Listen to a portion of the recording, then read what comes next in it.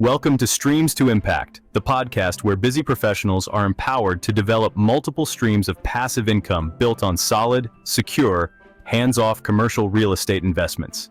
This show is not just about wealth development.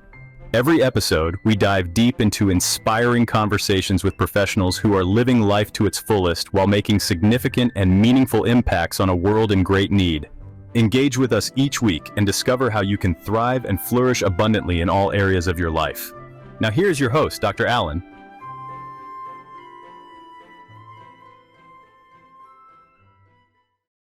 Hello and welcome to Streams to Impact. I'm your host, Dr. Allen, and what a delight it is to have you with us today. Today's guest began his journey into podcasting in 2014 when a spark was lit after hearing Kevin Smith's podcast on the Smodcast network. What began as curiosity quickly turned into passion, and by 2017, he took the leap to launch his own podcast, The Feel Better Show. Tapping into his natural talent for connecting with people, he launched his second podcast in 2020, Invest in Yourself, a digital entrepreneur podcast. The amazing success of this show led to earning him invitations to prestigious events like the Startup Super Club in France. He didn't stop there. He founded his own company, Feel Better Inc., and signed his first client, Lloyd Ross, producing Money Grows on Trees, the podcast. In just 4 weeks, it became the #1 ranked podcast in the how-to category in Australia and Iceland, with a 50% increase in downloads week after week. Known as the podcast mogul, our guest's mission is to help independent podcasters monetize their shows. So get ready to be inspired by the power of connection, perseverance, and the incredible world of podcasting. Welcome to the show, and yes, you've guessed it. Welcome, Mr. Phil Better. We're so glad you're with us, Phil, today. So take us into the show and share a memorable experience from your childhood that may have helped you to be who you are today. Well, first of all, Alan, thank you so much for having me on the podcast. I'm very excited to be here. And that is a great question. You kind of stumped me. I'm not used to having to bring up my childhood on a podcast, but I would have to say one of the formative memories that I have that really cemented who I was is a memory I have with my godfather. My godfather was an amazing man. Unfortunately, he was taken from us far too soon.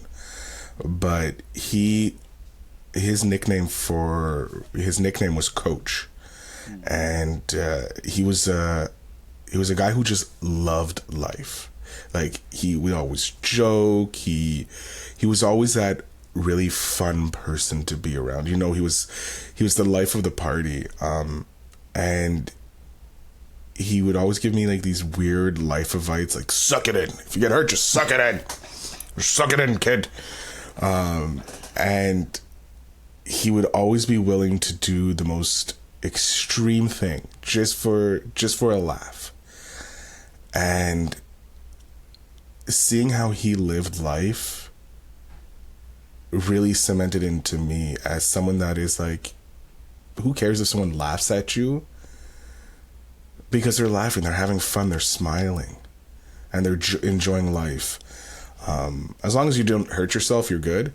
But yeah, that probably just growing up, having him as my godfather, as someone who was just like so odd and so funny. He worked for an airline, and we were flying. Like, this is one of the main stories I remember from him. I have a lot, but this is the one I find the one that just signifies who he is. He worked for an airline in the maintenance department, and he found out we were flying to Florida one time to go to Disney. Very young, we're probably about, I'd say I'm about 7, and my brother's sitting on the window seat because he wants to, right? You know, the youngest one is always by the window so he can see the flight and all that. My mom is beside him. My dad is over with me and my sister. And all of a sudden you hear my brother go, "It's Uncle Ron." Right? And my mom's like, "Wait, what? What do you mean, Uncle Ron?" And he points out, and there you have my godfather on the wing with duct tape, pretending to fix something.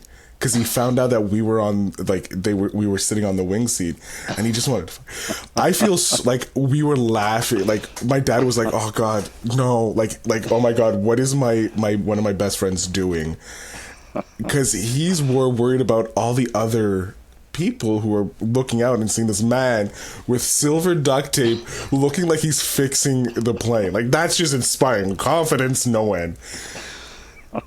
We were dying laughing. Like, these are some of the silly things that he would do just to get a laugh, just to make sure that you were having a good life. And it is something that I have been placing into my own life, making sure that either if I'm with people that are sad, we're doing something that, like, we allow them to be sad, but you have to bring up that happiness and change the mood, because staying in a sad point is no fun. But he was always there ready if you needed to talk, if you needed to laugh, a distraction. He was always there to make sure that the party, be it one person or 30 people, was having fun, and it was a good time for everybody. And yeah, that just really, to be honest, I never really thought about it until this moment, how he influenced my life. So I want to thank you, Alan, for bringing that into me and putting me on a good moment already, just thinking about how awesome that man was. Yeah. Well, how fortunate to have a role model like that, and someone who was close to not just you, but your family as well. So how did he come to be your godfather? My parents met the family playing softball when they first moved into the town where I grew up, and they just started becoming friends. And then all of a sudden, when my sister was born, she got one of my uncles, and then I was born. And for some reason, they chose him. I have no idea. I don't know the story behind it. I'm not questioning the story because I got an amazing godfather who was funny. But I can tell you, it wasn't probably the most positive feeling for my dad's side of the family when an quote unquote outsider was decided to be the godfather. I come from a French family, so it's very like you stay within the family for things like that. So it was kind of a little odd that my dad went outside the family. So yeah. Well, thank you for sharing that inspiring story with us. Well, let's talk about podcasting. And how did podcasting become the vehicle for you to generate passive income? And what steps did you take to turn it into a sustainable business? Podcasting became my vehicle when I first heard about podcasting back in 2014, when I started listening to podcasting and falling into this world. Back then there was no monetization, or you had to be like Joe Rogan. You had to be a big guy and have hundreds of thousands of downloads an episode. But I enjoyed it because it was such an interesting medium, because it was one, I didn't have to deal with commercials all the time because I could press 10-second skip, and which it was lovely. But at the time there wasn't that many commercials because a lot of people didn't have the advertising. And just listening to Kevin Smith, and Kevin Smith has kind of been an idol of mine since the first time I've seen Clerks. His story of pretty much risking everything, he sold his comic book collection to make Clerks, which for me is as a nerd, I will gladly say I'm a nerd for most things comic books. I could never fathom doing that, because I have comics that I just like cherish. Like, there's obviously the monetary, but there's the emotional investment because of when I bought them, how it helped me. And so hearing his story about how he sold everything, maxed out his credit cards to make Clerks, and then became this kind of like success when he didn't believe he could. Like, he's the far outside success. So he was kind of like an inspiration. He is an inspiration to me, to this day. And so listening to his podcast, I was like, I can do this. Like, this is something that I can do, because one thing Kevin is, he's very positive about anybody can do anything. Like, if he literally says, if a fat man from Jersey can do it, anybody can do it, you know? So I was like, okay. So I started dabbling, and when I launched the first podcast, I was like, oh, I'm going to be rich, I'm going to be this, and this foolishness of youth, if you will. And I did everything wrong with podcasting in that, because I concentrated first on the money and what would come from me. However, but that taught me what not to do, obviously. And then we had this nice little event in 2020. I don't know if your audience is aware of it. It kind of like shut down the world. But 2020 happened, and during that, just before that, I burnt out. I was going through a rough patch in life and work. I burnt out and took some time off from work, but that time allowed me to, watch a lot more YouTube and see how people were making passive income online, becoming digital entrepreneurs. And I'm like, this is interesting. What is an entrepreneur? Because in my life, I had 9-to-5ers my whole life. I had maybe 1 or 2 people who were entrepreneur, but they owned brick and mortar. To me, that's what an entrepreneur was. It was either they own a brick and mortar, or they were your, uncle who was kind of like a con artist, if you will, like from the early 90s TVs I used to watch. The uncles were, oh yeah, he's an entrepreneur. He's got this another quick rich scheme going on.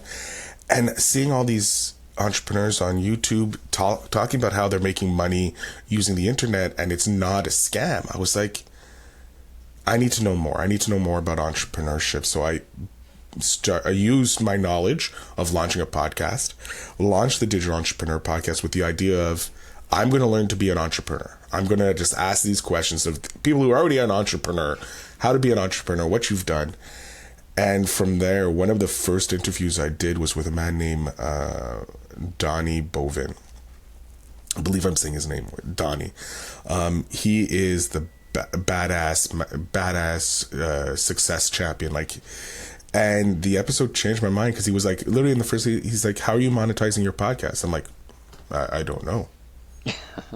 He's like, well, you have the skills to create this. And we went on, and obviously from that initial conversation, it's evolved into what I do now, which is I help entrepreneurs, business owners, podcasters monetize, grow, and launch their podcast. Back then it was like leaving a legacy for your family, right? Like a voicemail that your kids could listen to, which I'm still interested. But funny enough, I've interviewed someone who does that already, has a company that's called Last Farewell. Wow. You think a podcaster would learn to speak. And she does this amazing thing for people who are on the end of their life, quality of life. They can leave this like great lasting message. So I'm like, okay, she's already doing that. I'm not going to jump into this sphere.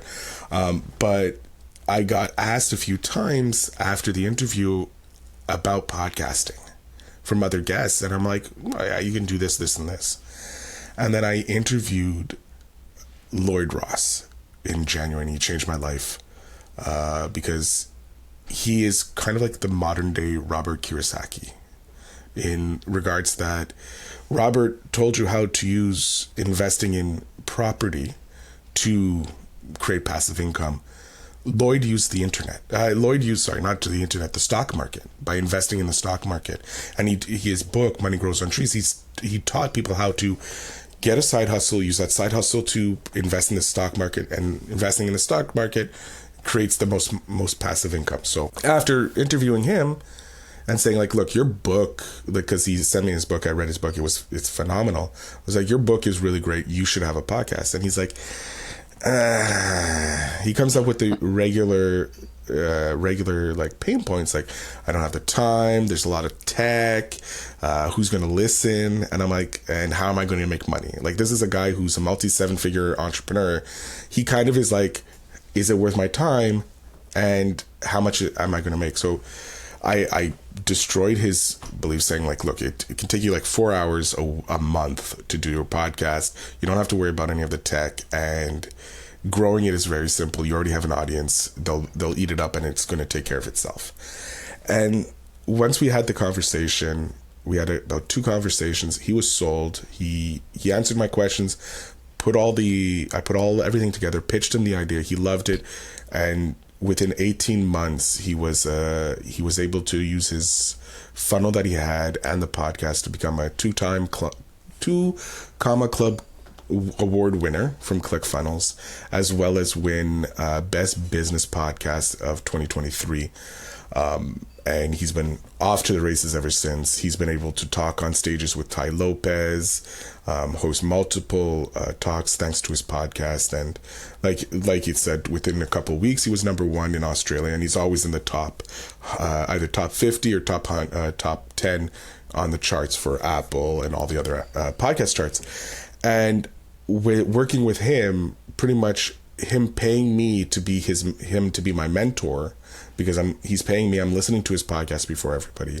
I'm able to implement the strategies and ideas, and him being my client, I can ask him questions. And so from there, I was able to create the program that just allows me to either hire the team to build podcasts for people. Like, I build the podcast, hand it off to a teammate, and they run with it, and they're the producer of it and handle everything for the client, or they just hire me to teach their team, and then they go off and they do it themselves, and I have a nice little pretty paycheck. And through sponsorship, because of the tools that I offer, I use affiliate marketing just to get that passive income. It's not a huge passive income, because I'm still in that early stages of using affiliate marketing, but it's nice to know that every couple of months I get a nice little deposit into my bank account that I don't have to really work about. And the same thing, I take some of that money and I put it into my stocks, so that's my my passive income, putting it into the stock market so I can create more income. And that's pretty much the passiveness of podcasting. You can use it for affiliate marketing, getting clients, or just growing your authority base. Well, Phil, how do you leverage your podcast platform to attract the sponsors to create the passive revenue? So what I usually do, there's 2 ways of leveraging your podcast to get sponsors. You can go directly to the sponsor and be like, hey, I have a podcast, generates about X amount of downloads a week, a month, a year, an episode, however you want. We're looking for sponsorships. This is our ideal target audience. And generally, you try and find a podcast business that matches. So one of the clients that I helped, he actually was launching a anime podcast. His kids wanted to talk about anime with him, and he had no idea about anime. He was like, his anime was back when Dragon Ball Z was like first coming over, like early 90s, and he fell off, and now he has all these new animes that his kids want to watch, like One Piece and One Pirate and all those type of things. And he's like, he wants to spend time with his kids. Like, this is a great opportunity, bonding with his kids. And he's like, but we need to make money because I want this to be somewhat successful. So I told him, do you have comic book shops that sell manga and anime and stuff? He's like, yeah. I'm like, just go to them and just ask them, hey, have this podcast. This is my previous, this is a brand new one. This is the idea, concept, He did that to 4 or 5 of the kind of comic book nerd type things that were in the town. 3 of them came back saying, hey, we want to talk more about it. And one of them were like, out of the 3, one said nearly yes, like right after the follow-up. And so for the first few months, he had a sponsor for it. And it's like, that's what you have to do. You have to physically go to these businesses when you're an independent and say, hey, this is the idea I have. If you already have a podcast, come with the knowledge and say, hey, this is what it is.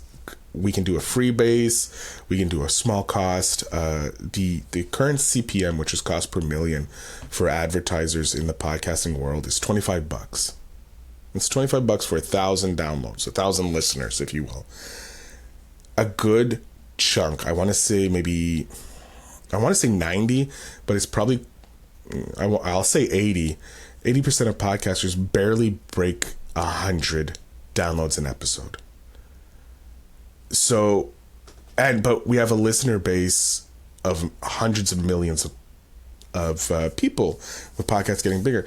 It's really a marketing problem right now, and podcasters need to learn marketing. But what you can literally go and say $25, and a business is like $25. That's nothing.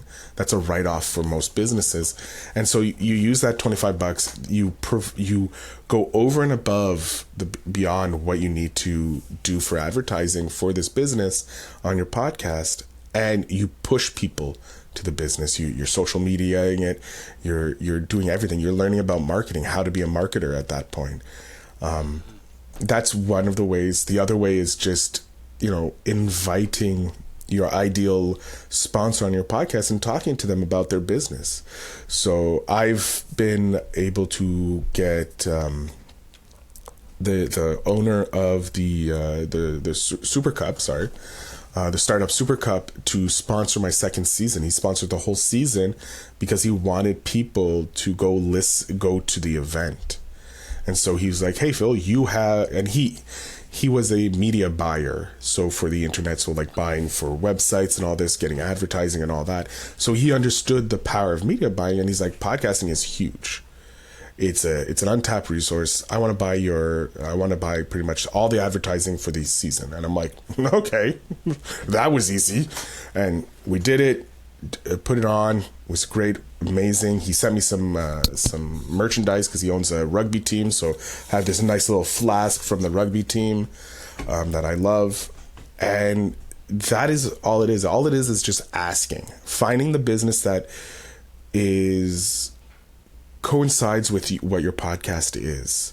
So if you have a horse podcast, go to horse dealerships. I don't think they're dealerships, but there are. Yes. I'm thinking of a car dealership. You walk in and they're just all, I have the Ferrari of horses over here, the 311. I thought you were talking about products. I mean, there's all kinds of horse products. Yeah, there's horse products as well. Like that's when I said a horse dealership, I was thinking of like actually horses. But yes, you can get like the horse supplies. You can get the food, insurance for horses, anything that's like, what does the horse need, or what does a rider need, or what does a business owner need that deals with horses? You can go to them, and if they're your target audience, go to the businesses that they use and see if they're willing to sponsor your podcast. Or you can do it like me and just invite them onto your podcast and then pitch your service afterwards. That's pretty much the simplest way. Plus, with your episodes going out and you putting your advertising, if you pitch your own services inside your podcast, you have a passive ad that's playing 24/7, 365 days a year, 66 on a leap. But it ends up costing you close to nothing because it stays there, and every time it goes and it's listened to, it pays for itself over and over again. Well, that's interesting. I didn't really have any idea how monetization worked, but I'm sure there's a lot of technicalities to setting up the click for pay there. But interesting concept there. So Phil, share with us some key insights that you have gleaned from the 100 or so plus entrepreneurs that you have had on your show. What are some of the key insights for entrepreneurs? First thing is, the first lesson I actually learned was entrepreneurs don't know what they're doing. Right off the bat, nearly every single one of the entrepreneurs I've interviewed have said, if I knew what I didn't know, I would not go into it. And it's because they just didn't know how either difficult it was, how crazy busy you would be, the challenges you would face, or really how hard it is. Because being an entrepreneur is hard work, But when you get to a certain point, then it just becomes simple. And for a lot of people, simplicity means easy. There is still challenges of being an entrepreneur, but I think that the fact going in knowing that no one knows what they're doing and it's actually harder than what you think it is probably the biggest lesson I learned. And networking is probably the most fundamental thing you need to do as an entrepreneur. If you're not connecting with the like-minded people, you're missing out, because the amount of help I've gotten as a budding entrepreneur when I first started to where I am now is amazing, because so many entrepreneurs always have said to me after the interview or during the interview is always to reach back and pull up anybody you can, because like they said, a rising tide lifts all ships. And that's something that is very important in podcasting, because we are such a small community. There's approximately 4 million podcasts, which some people will be like, oh my God, that's so much. But if you look at YouTube, there's over 113 million channels. So it's like we're still we're a small little like we're a little outpost, in the Roman Empire, if you think about it. If you look at the media as a Roman Empire, like we're out in Gaul, pretty much away from the family. So we have to work together, and by being a podcaster, talking about podcasts to other people who may not be familiar with podcasts or have any idea, and not just promoting your podcast, saying, yeah, you should listen to my podcast, obviously, but talking about, like, you go, hey, do you listen to podcasts? And they go, no. Well, why not? And you get their answer and you go, well, what's something you're interested in? And they're like, oh, I love politics. There's a lot of politics podcasts out there. Like, they say they love anime, movies. There's tons of great movie podcasts. And if they say they love, death documentaries or murder mysteries, there is very, very much a large percentage of female podcasts that are around that scare me, simply because they're learning how to very carefully dispose of bodies and watch out for getting caught. So that's somewhat scary for me, but I love it because that means more people are coming into my industry, and it just means more ideas. Because before 2020, the monetization was you either have to have a huge audience and have them pay you, or you have to get sponsorship. But the minute pretty much 2020 happened, the ideas behind monetization exploded. There's memberships, and the idea that you need hundreds of thousands of downloads is been wiped out, because you have people who are getting about 1,000 downloads and they're making millions of dollars off their podcast. So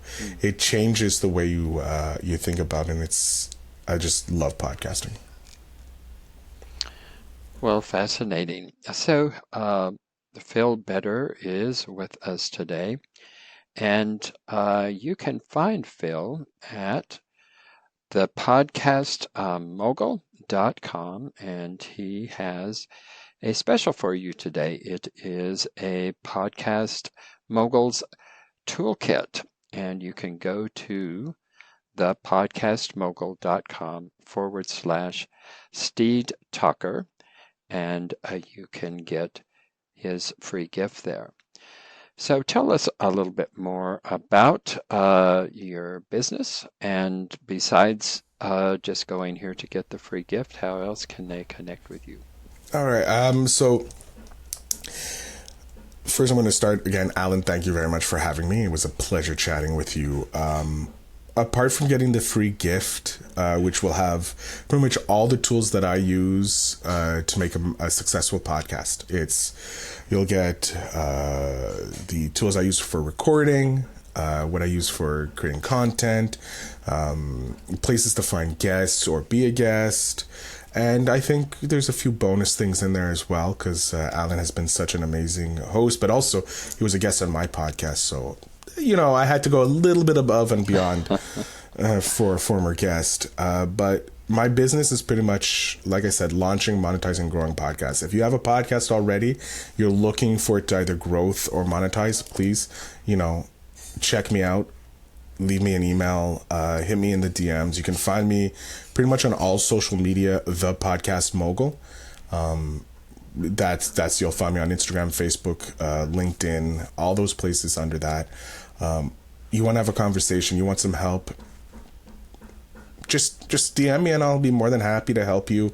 If you're looking for someone to take care of the production side of your podcast because you're like, it's too much, we can have that conversation too. I can help you either set up a team or I can handle it yourself and be the team lead. But yeah, please make sure you, before I go, I want you to leave a 5-star review of whatever podcast app you're using of Steve Talker for Alan. Tell him how much you love it, because as podcasters, it's one of the most loneliest gigs, because we don't necessarily get good conversations between our audience. They're listening, we're inside their head, but they don't sometimes leave comments and that. But I want you, if you've enjoyed any one of Alan's episodes, leave him a 5-star review. Just a simple 5-star, just 5 stars on any platform. Or if you feel, courageous enough, leave that comment about how awesome this podcast is, because Alan's doing the work to help you guys figure out how to make that passive income so that you can have a better life. So, Alan, thank you so much. To the listeners, thank you so much for having me today. Well, thank you for that plug, Phil. I have one more question before we let you go here, and that is, share with us one of the most challenging experiences you've had, and it may be with podcasting or maybe other aspects of your life, but one of the most challenging experiences you've had, and how'd you come through that time, and what was the lesson you learned from that? This is, I'll say my burnout was probably the most challenging aspect, because when you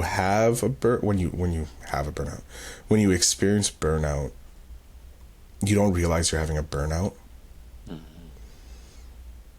And then once you've gotten that gleam, like, oh, this is an issue, everything kind of just falls apart. Because normally and this is only talking for me, and I don't want to say it's for everybody, but when I was having my burnout, it felt like I was trying to plug as many holes as I could in this dam. And I was just running, putting my finger, my toes, using tape, everything. And then when the dam finally burst, I just like awash in like emotions, sensations, things that I had been put away, like tried to hide for years. And I just felt like I was in this, the best way I can say is kind of like in a movie when someone gets hit with a big powerful water and they're underwater and they're flipping around and they don't know which way is up, and I just felt like completely lost. I didn't know what I was doing. I just, like, the explosion happened, lost, or like don't know which way is up. And when I finally started seeing a therapist, which was only like 2 months later after the initial, like what could be called the break in essence of the burnout, 2 months later, going to therapy, and it was weekly therapy while I was on burnout as well, so that helped. And it was probably the single best thing I've ever done in my life. But it allowed me clarity, to help me realize that I'm in more control of my life. Instead of letting life happen to me, I was making life happen for me. And that changed everything. It just like removed the rose-colored glasses. It just removed all kind of like the lenses that you've been told to wear your whole life. And it allowed me to remember, like my godfather, how much he loved life and how important it was to love life. And so it's just slowly, that burnout just allowed me to become a better version of myself. And with starting therapy and realizing what I was doing, it also helped me figure out the name of my podcast, Invest in Yourself. I was investing in myself, and I wanted to know what else I could do to become a better version of myself. And who's better to ask than entrepreneurs, right? Because they're bettering themselves and they're making life better for others. So yeah, I would have to say the burnout and therapy combined would probably be the most like challenging aspect of my life so far, and just relearning how to enjoy life like a child again. Having my nephew also helps a lot. One of the primary questions I ask, and you can attest to this, Alan, before they leave, I always ask my guests what advice they would give to their 10-year-old self. And in reality, I ask that question because I have my nephew, he's 6, and I want to give him a big book of advice from entrepreneurs that I wish I had when I was 10, or at any age pretty much, so that he can, whenever he's having struggles or something, he can look at this book of advice from so many successful people who have gone through so many different things, and he can be like, oh, Alan had this issue, I have that, something similar, this is what he did, and he has at least some advice to start off, to go through the path that is life. So that is something I'm doing. Like, I'm always interested in how you can invest in yourself to become a better version of yourself. So and obviously making life better for the future generations. Well, thank you for sharing that, Phil. I think that, from the conversation you and I had previously, I really do think that those burnout times, those darkest times in our lives, can in retrospect be the best days of our life. And so thank you for sharing that personal story with us, and sharing the fact that that you went into therapy, which a lot of people don't like to admit. So I appreciate you sharing that. You're very welcome. Well, wonderful conversation, Phil, and it's been a delight being back with you. And as always, you bring joy, and you just make people feel better, Phil. So we're delighted that you could be with us. And Enlightened Investors, it's been a pleasure having you with us again today. Thank you for taking your time to be with us. And as Phil requested, please do leave us a rating and review. It makes so much difference for us. Thank you for being with us. Thank you, Phil, for being with us. Thank you. Thank you for tuning into Streams to Impact, brought to you by Steed Talker Capital, a company empowering passionate professionals like you to develop multiple streams of passive income built on solid passive real estate investments. As a significant part of our endeavors to make a cosmic and meaningful impact for this world, Steed Talker Capital contributes significant portions of our profits to activities and organizations committed to better understanding the equine. These endeavors attempt to enhance the treatment of horses worldwide. Steed Talker Capital, working for a world where all creatures great and small flourish abundantly. If you are ready to learn how our passive investors have earned an average 33% annual return on their investments, schedule your complimentary passive income to Prideful Impact consultation. Obviously, we cannot continue indefinitely to offer these valuable consultations for free, so grab your passive income to Prideful Impact consultation while you still can. Go to steedtalker.com/passive